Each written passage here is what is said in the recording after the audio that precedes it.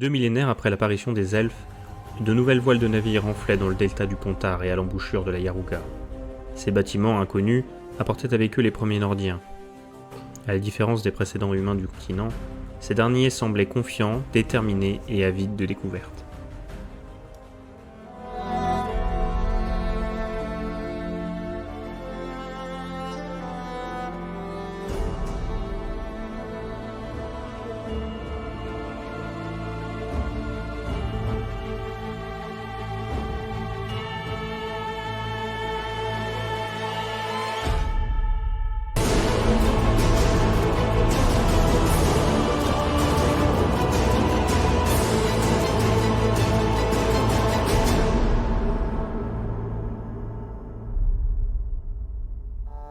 L'un d'entre eux, Ian Becker, débarqué du navire des parias, semblait captivé par la force appelée magie et fut le premier humain exilé à la soumettre à sa volonté.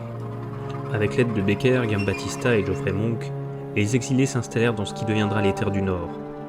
Désireux de pouvoir et de développement, ces colons humains sciaient les arbres, exploitaient les mines et maîtrisaient les cours des fleuves afin d'ériger leur première cité. Cette curieuse avant-garde serait bientôt rejointe par de nombreuses autres, et marquerait l'avènement de la civilisation humaine nordienne. En un siècle, le premier royaume était né. Le navigateur Sambuc se proclama roi de la première cité de Novigrad et devint le maître d'un royaume qui s'étendait le long de la côte, du delta du Pontar à l'Arkmer. Cette soif de domination et de progrès poussa d'autres colons à s'exiler afin de devenir leur propre maître.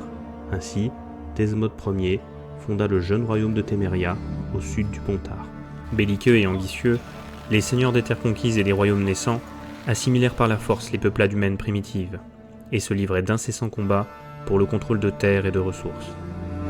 Les batailles faisaient rage et la fumée des villages et forêts incendiés rappelait à tous le prix de la domination. Les autres races, intriguées mais prudentes, restaient à l'écart. Les elfes, dans la sérénité de leurs palais lumineux, et les nains, à l'abri de leurs montagnes, observaient sans intervenir. Les incursions humaines sur les terres ancestrales des Vrad et des Marmottins furent ignorées, jusqu'à ce que la violence ne devienne trop évidente. Présomptueux, les Ainseid comptaient sur un allié qui ne leur ferait jamais défaut, le temps. Les colons se tournèrent contre les races les plus vulnérables. Pillages, saccages et massacres se succédèrent. En quelques décennies, les Vrad et les Marmottins furent presque anéantis.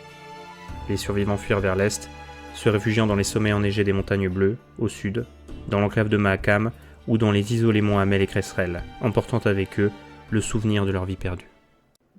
Enhardis par ces victoires, les jeunes souverains, mages et prêtres unirent leurs forces pour former l'Union de Novigrad, un fragile pacte de non-agression. Ils devaient préserver l'unité de l'humanité et permettre aux hommes de tourner leur regard vers de nouveaux adversaires. Mais le souffle de la guerre n'était jamais loin. Les décennies s'écoulèrent et le temps, autrefois si précieux allié des elfes, offrit désormais aux humains l'atout du nombre. Conscients de l'émergence de la menace humaine, les elfes cherchèrent d'abord à préserver des relations justes avec eux. Ils fuirent vers l'est, abandonnant de nombreuses cités, et signèrent un premier traité de paix. Des liens charnels se formèrent, tandis que des échanges culturels et magiques s'instaurèrent avec les mages humains. Ils partagèrent leur savoir et leur culture, gardant l'espoir fragile d'une cohabitation équitable. Mais les humains ne souhaitaient pas d'égaux. Les rois, résolus à poursuivre leur conquête vers l'est et au sud du Pontar, envoyèrent leurs armées sous le commandement du cruel maréchal Milan Ropnek. À la tête des troupes redaniennes et de nombreux fanatiques, il longea le Pontar depuis la ville de Tretogor et sema la désolation sur son passage. Les villages elfiques furent pillés, incendiés, leurs habitants massacrés, jusqu'à l'embouchure de la Lixère. Ébranlés et terrifiés par tant de cruauté, les elfes n'osèrent riposter qu'à la marge. Quelques jours après le début des destructions, les murailles de la grande cité de Lothmuin se dressaient déjà à portée de vue des maraudeurs. Le siège fut bref. Par ruse, les troupes du maréchal parvinrent à pénétrer la cité. « Un bon elfe est un elfe mort !» Sur ces mots, le premier pogrom elfique débuta. Les hommes de Ropnek massacrèrent sans distinction d'âge ni de sexe tous les habitants du sanctuaire. Une épaisse brume de cendres s'élevait au-dessus de Lothmuin. Le sang ruisselait dans les caniveaux pavés, tandis que les cris et le fracas des armes résonnaient comme le râle d'agonie d'un peuple tout entier. Les Redaniens n'avaient pas encore épanché leur soif de destruction et de pillage. Leurs armes et leurs tuniques, encore maculées de sang, portaient les stigmates de Lothmuin, des têtes d'elfes pendues à la selle de leurs chevaux et à leurs étendards. Ils traversèrent les forêts en direction d'Estahemmet. Ses habitants, ignorant tout du carnage de Lothmuin, ne se préparaient pas au combat et connurent le même destin tragique que les malheureux de la grande cité. L'écho de ces atrocités atteignit chaque ville elfique du nord, semant l'effroi et la consternation.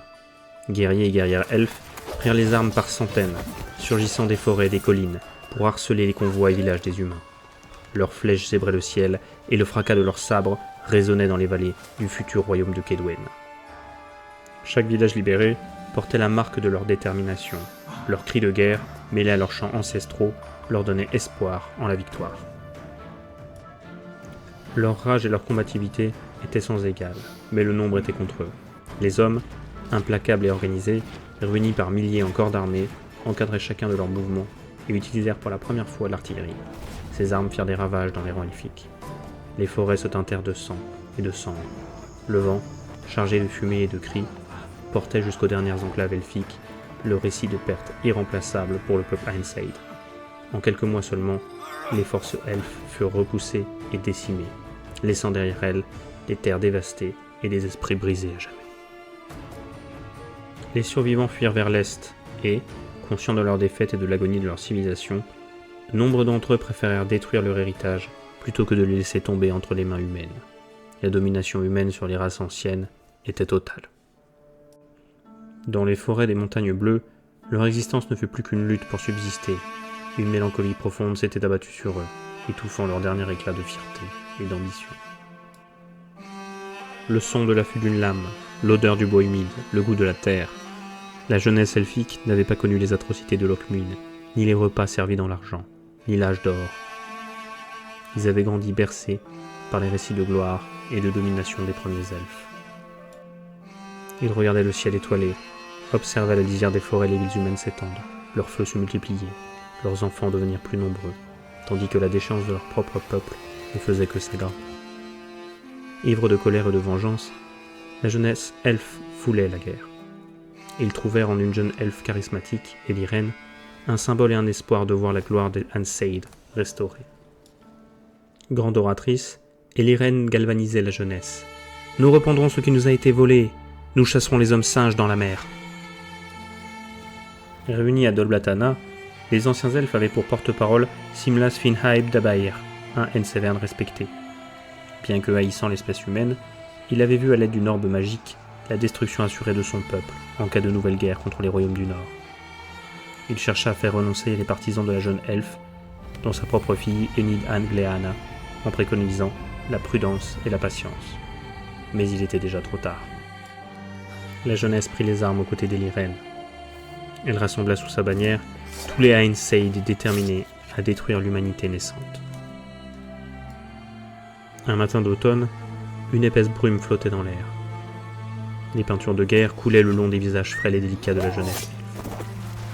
La bannière du grand cercle flottait au vent. Elirene fit résonner son corps et mena les siens à la guerre. Pendant plusieurs jours, des centaines d'elfes brûlèrent, pillèrent et massacrèrent les habitants des vallées, des jeunes royaumes de Kaedwen et des Dirn. Évitant soigneusement les places fortes, ils tendaient des embuscades, dressaient des pièges et harcelaient les groupes armés humains. Jamais de leur vie, ils ne s'étaient sentis aussi forts, portés par la colère et l'orgueil, inconscients que ce pouvoir éphémère les mènerait à leur perte. La nouvelle se répandit très vite au sein des royaumes du Nord, et les rois de Temeria et Rivania se lancèrent une nouvelle fois contre les vestiges de la résistance elfe. Les premiers affrontements eurent lieu à proximité d'Ag, en Haut-Edirn, lorsque l'avant-garde témérienne du roi Adalbert de Maribor, composée des forces d'armée des Landers, surprit les insurgés d'Elirene. Pris en tenaille par des mercenaires à la solde des Dirn, la bataille fit rage, et les pertes humaines et elfes furent nombreuses. Le sol était jonché de flèches et de cadavres, lorsque les 3000 hommes de l'armée témérienne menée par Adalbert arriva. Surpris par un si grand nombre de combattants adverses, les elfes sonnèrent la retraite et traversèrent le Pontar au niveau de Vergen. Talonnés au sud par les armées de Temeria et des Dirn, à l'ouest par une puissante force redanienne et au nord par les seigneurs kédouéniens, les elfes n'eurent d'autre choix que de partir en direction du bastion de Sherawed. À Brad de Redani, dit le vieux chêne, traversa la frontière à proximité d'Aigremont avec 8000 hommes en direction de Sharawed. En 3 jours, les forces humaines coalisées s'étaient réunies et avaient établi leur camp à l'ouest des forêts entourant la cité elfique. Les machines de guerre furent positionnées, la pluie tombait à saut et les corbeaux, qui avaient suivi les armées, s'agglutinaient par centaines sur les branches des arbres millénaires, comme autant d'aruspices annonçant le drame à venir. En pleine nuit, l'artillerie redanienne se mit en branle et la cité commença à sombrer sous les décombres. De nombreux elfes de tous les âges étaient morts avant même d'avoir pu tirer le sabre. Le lendemain matin, et malgré le temps déplorable, les commandants recevèrent l'ordre de lancer l'assaut sur la cité, déjà sérieusement ébranlée. Des sifflements d'oiseaux, des bruits d'animaux et une volée de flèches. Des centaines d'hommes tombèrent, gisant dans le sang et la boue. Le combat faisait rage, et de toute son existence, jamais le continent n'avait connu une haine aussi vive, ni un désir de destruction aussi total. Mais malgré la vaillance des Ainseid, les soldats nordiens étaient trop nombreux. Dans un dernier élan, Eliren, coiffé d'une couronne d'épines et le visage ensanglanté, ramassa l'étendard et s'élança vers l'ennemi, en présence d'une dizaine de ses fidèles. Elle cria « Nous récupérons ce qui a été volé !» Et après avoir combattu farouchement, elle s'écroula au sol, frappée par la hache d'un soldat de Kedwen. Son corps sans vie reposait au milieu des roses blanches maculées de sang, des fleurs d'Eliren. La nouvelle de sa mort se répandit en quelques instants.